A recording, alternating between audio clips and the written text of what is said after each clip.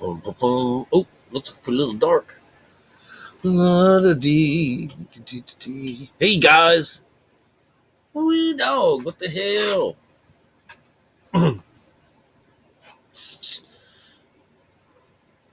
It's a little dark out here tonight. It's kind of late. Well, not really. It's about 10 o'clock on a Sunday. Anyways, I just wanted to come up here. I've been kind of busy. I know I want to give you a good rundown on my garden. It's so cool. I've had a lot of things getting started to get this garden going because I know that this is what I consider winter. It is winter, even down here. If things are growing up, I've already harvested my first batch of this leafy stuff. You know that they make the big salad with. You know, Caesar salad, those kind of green things. We've already had to cut them. We already had to chop them up. But anyways, I've been waiting until it gets really cool looking, before I give you a good view of it, and it rained a little bit today, so it's the first time I had my little rain barrel hooked up. So but everything is starting to look pretty cool, and I'll be able to give you a good run through using my telephone. But anyways, what I wanted to do, I wanted to touch base with some of this stuff.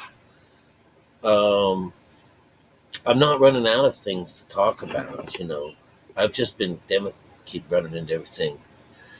I've just got, this is one of those things that have to do with this mankind.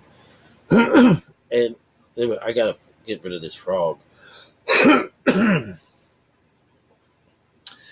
This idea of getting caught up in the outside world is one of the biggest reflections of this book and what it means to be led astray or taken from. The trouble is that in our Bible, it's not talking about taking away from God. It's replacing God. And when you're replacing him, you're putting another Lord or a God before him. And I think right now in a situation when you're all joined together, I'm still one, I'm still in charge. But this idea of backsliding is coming down the back instead of going up the back. And of course, this conversation that the Bible gives us is to stay connected. But it doesn't talk about it actually just being disconnected. It has it being stolen. It's had like the Jews go up there and raid it and take it, and the people that don't like the Jews go and take their things and hoard them in it. And then there are different leaders and different respects, like for yourself, And in a dinner that I had the other night, I had one guy who meditates but doesn't believe in God. And he's pretending he's hit this other side. He may have, but that's not really the way it works. He never, he's been born, pretty happy all his life. And so, there's this chance that perhaps, unless you, were seriously wanting to find God, it doesn't just fall in your lap. It has to be towards people that were surely trying to find him. And that would make him, whether he was Buddhist or Krishna, any of these I used to call it Bible backed, religions and stuff like that. So now I'm going to say code backed. Any religion that has this code inside of it, is where you want to be. And because it's the one that's being, it's being both sides to you. It's being this creator of madness, and it's also the one that's going to turn around and save you. So, anyways, this last business had grasshoppers and giants. There's nothing. I'm not saying that there ever were any of these giants about. Long time in my life. People were always saying that there must not have been any dinosaurs because God doesn't speak of these dinosaurs either, and the world as being only 4,000 years old and stuff. I've already been in that containment zone, And, evidently it's toxic, because it was wiped away from me. It was taken. And so, I could see that at one time in our world, they said that the ozone was a little different. And with that ozone being a little thicker or thinner, or whatever, whichever way it is, because I'm dyslexic, I'm not going to hang on one theory or another. But it was interesting to think that these, scientists have created, atmosphere from a certain time in life, and that a particular fish grew 3 times its size and that fast as well. And so I would think that, trees were giant, and fish and even people were just giants, How could they wheel all these old things around? So I'm not going to say, a giant. There's nothing like you're going to say is mystical about him, like he came with an Anunnaki, all these guys.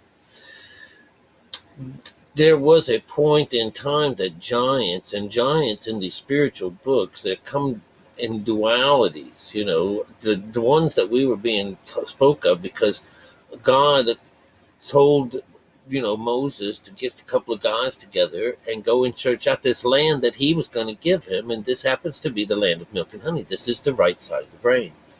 So this is the mountain and the mountain top. So the mountain actually is going to tell you this white side, whatever you see on that side, is going to be nice. It's going to be positive. And if you found that you had some tall or long-necked individuals over there, that would show that they were spiritually enlightened, is how that works. And of course, they appeared as grasshoppers to them. This idea of being a grasshopper in this situation was that they on both sides of this fence, because they made it up to the sixth chakra. Remember, they didn't go all the way; they're just spying. And this is where the devil comes in and speaks to Jesus and shows him lands and different places. I'll give you this. I'll give you all of this. You just tell your father, to forget it. He says, no, it's my father's will. I've got to continue doing what he's asked me to do. And so you find out that you're a father. You're the one that sent this side of you. You're judging yourself. You are judged. The Father will judge you. All right? Jesus, deliverer, And of course, it all winds up in our mother's lap, and in the long run, that works. This grasshopper, I'm going to push this down and read some spiritual business about the grasshopper. But it's really about this idea that they're looking at us as grasshoppers, and in their sights, they see us the same way. This idea, because they're all in flight. When you are in this meditation phase, it's considered flight. It's what the messengers, like Mercury, have wings on their feet and wings on their heads, little stuff like that. And a lot of our fairy tales talks about knitting. This one lady, she princess, sister, whatever she was. This is about the seven sons and the swans, six swans.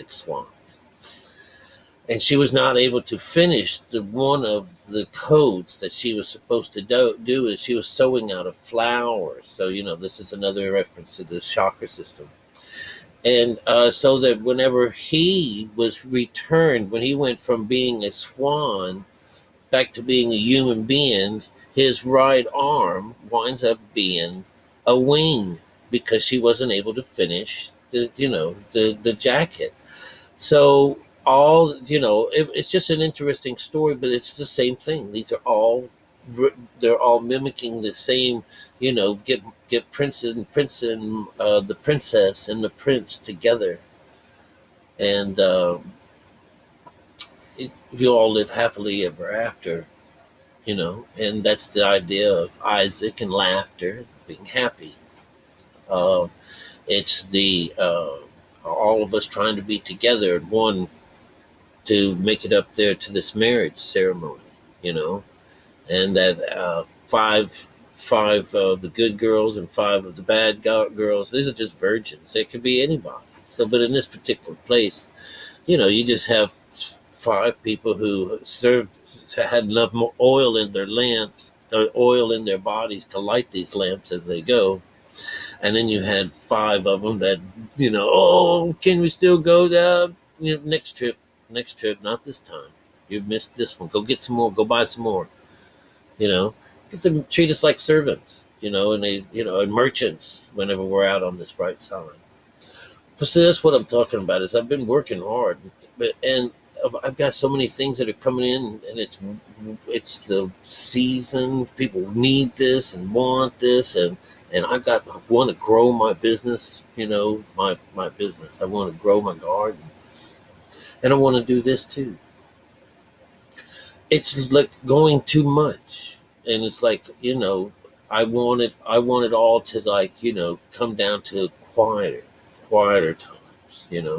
But I feel like once I build the garden and then seed it, I can watch it grow. And I can get some paintings done. I have a show in June, April, May. I think it's in May. Yeah. So, and I have to get some paintings done for that. And so, and who knows what other things are want to be done by me from other people. So it's almost like, sometimes in my life I live in this world where inside a particular place, like underneath this tent, the wind and stuff blows really fast and the world goes really quick by just outside of this little world of mine. That I stick my head out into that and you can feel it. It's just all of a sudden going so fast.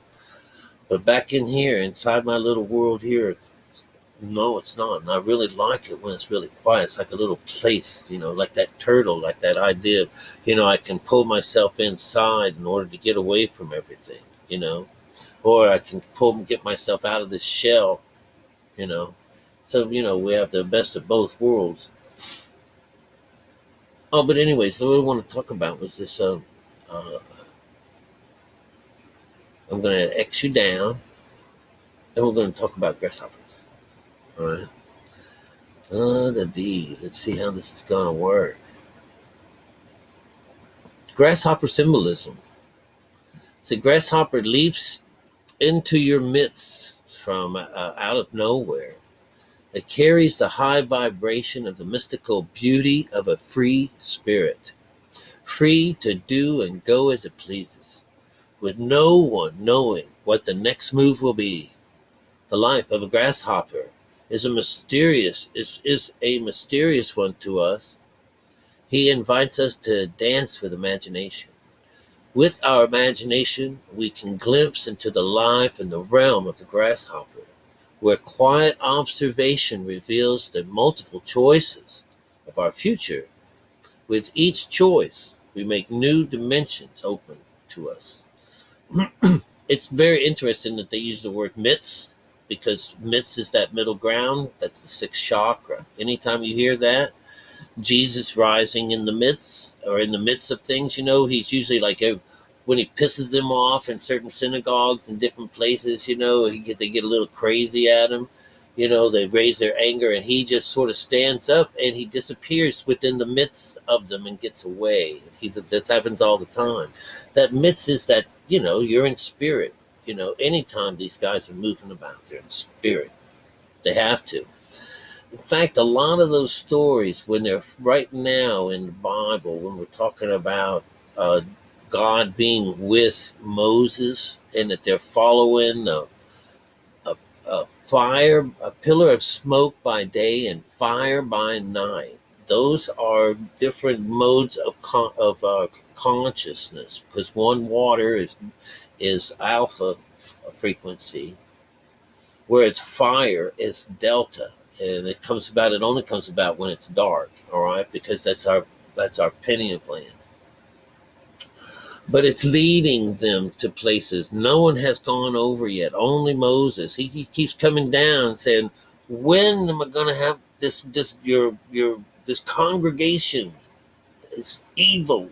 which is talking about our skin. So it's always that way. So we hear this Caleb, which is spirit. Let's go and conquer this land. And then we have the men, which is the mind. Oh, I don't know, we're not strong enough to do this. All right, so the spirit is willing, but the flesh is weak. All right. Grasshopper, the meaning and balance. The realm of the grasshopper conveys a dynamic connection between the earth and the breezes that circumvent the earth. One part being totally grounded and one part being totally free. There is an ongoing dance of balance and have your feet on the ground and being in tune with the energies and the cycles of earth and having your thoughts in this fanciful flight of daydreams and your head is in the clouds. Grasshopper encourages you to dream and to put your dreams into action.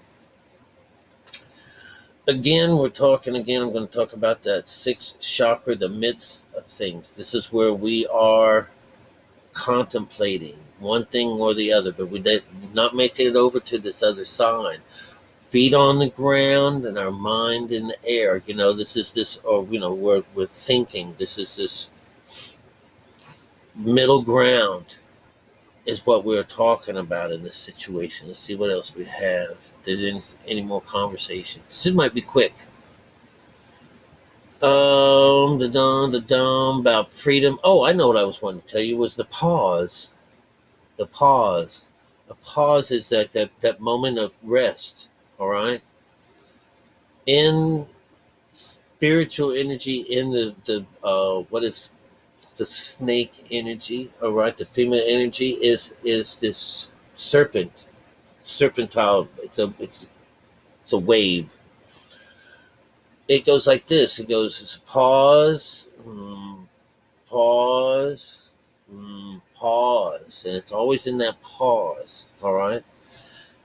There's a pause in the stories with this in the Hopi Indian stories where they're hunting the one white buffalo that's in the midst of a whole bunch of other buffaloes, and all the other buffaloes know how important that one white one is, that they circle around it and they put it in the middle and they protect it to keep it from having anything terrible happen to it. But that is the one that the warrior is looking for. And when they find out that, as the story is running on, and this is in the code, they're telling it that as they were getting closer and closer to it, it became just this hunter. And this about the horses. The one guy was riding a white horse and the other guy was riding a pale horse. So these were the two consciousness, and they're going and they're running and they're running and they're running together. And then there's this pause in the story. Everything stops. And even the guy that's telling the story, this Indian guy, he says, there's a pause. It's always this pause. He didn't even know what it was about.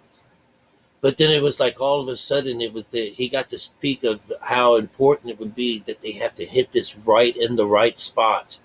That this has to like clear the rib cage and go right into the heart of this thing. It has to go right in there. So this is the guy pulling back his bow. And as he pulls back his bow and arrow, there's that pause in the story. And what happens is the guy, the pale horse guy, hollers out like, yo, and everything starts up again. And the thing, it's just, it's all about that pause. And so the sixth ladder, that sixth space, is where you get this idea that they look like grasshoppers, because that was in that pause, and they're sitting there and they're looking at each other. What's going to happen next? What's going to happen next? Of course, they went back down the hill. All right. They didn't go there they didn't go anyplace. They just were there to observe and see what's going on. It says, in repose, when it's just sitting there, I gather wisdom in tune with the energies and the cycles of great Mother Earth. Oh, the grasshopper also symbolizes significant leaps into new experiences. The grasshopper, spirit animal, teaches observation of the dream world and time of pause and observation until the ideas crystallize in the mind. in the soul, and in the heart. In quiet observation, the grasshopper is shown just what to do, what steps to take. And as one ponders the dream begins to take on a mind of its own. It seems to desire to take form and have the experience of creative manifestation. It is here that in your dreams that your dreams merge with the spirit world and things begin unfolding as if by magic, and with some unknowing force aiding and giving assistance. Indeed, it has. This is when the universe begins conspiring with you on your behalf. Something is bigger. Something has given life into an idea that has waited for you to aid in its manifestation. This is where you begin to understand the creative forces of the universe and the true power of creative manifestation. The idea that you have held close in your heart springs to life as the grasshopper leaps into action in the realm where the dream becomes realization. That's some heavy duty shit, you guys. I'm not going to read anymore because I think that's enough. Boom, there you are. Reading that just raises the hairs on my arms, and I even got a little bit down on my legs. All right, that's some deep chills. All right, we just, representing these. It's like we are animals, but have these ideas of batting what happens with lizard, or with insects and stuff like that. Remember that beetle that blows up things, and spills blood all over her children, makes them red, and uh, some kind of worm, canker worm or something like that. But anyways, once I find something out, I love to tell you guys, and train your ears to listen for these wonderful stories. Again, we're not looking at that we were grasshoppers so much as that we are as grasshoppers. We're in a place where, in this particular part of the scripture, it's, hey, go and check out this place. I promise to give it to you. Won't you go get this place? And of course, when the male side of this thing, the mind was throwing up its caution, God dealt with them. He says, bring them up here. Bring them forward. We're gonna teach them a lesson they will never forget. Right? It's just beautiful.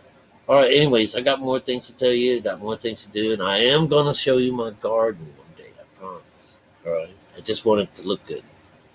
All right. You remember how awful it looked when it's Christmas time. All right. It ain't been long since Christmas. But anyways, you guys. Do you remember that story with that Japanese guy, David Carrington? Do you know that he died down here in Key West at this hotel down here, the Pier House? And it was one of those things where how people masturbate and they put some kind of a belt around their neck and things like that. That's what happened to him. I don't know if he got killed here, but I know that he used to stay here. And he used to always stay down there at that place. Oh, I don't know why I wanted to tell you that. But he was called Grasshopper. And if you can remember, I used to really love that. My father did too. His blind instructor would tell him to close his eyes to see what he could hear, because he was asked one day, he says, "You being blind, how can you hear? How can you do anything? How can you do this?" He says, "Close your eyes." So while he says to him, he's listening, he can hear some people off in the distance and he can hear something closer. And the teacher says, "Oh, I wonder why you can't hear the grasshopper that's at your feet." And so he would look at his feet and it's like, "How did you do that? How did you know that?" But that's how Grasshopper gets his name. He gets his name because it's something that you can't see. It's something that you have to listen for. You have to look for, and without your eyes, in order to discover these things. And it's really just wonderful. That's really pretty stuff, you know. I love you. Really do. All right. I'm looking for the X to say goodbye and good night. And for you guys that are new, welcome. All right. We don't talk a lot of shit here. This is just straight up God talk, you know. There's nothing real fancy or formal about it.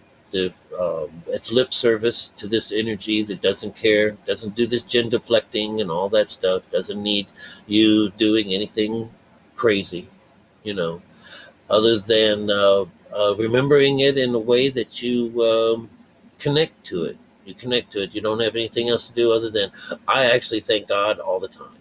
I just say, thank you, Jesus. I don't care. You know, I know it's not going to someone outside, and I know my God is, I know where both of them are. And I just thank them from the bottom of my heart. I really do.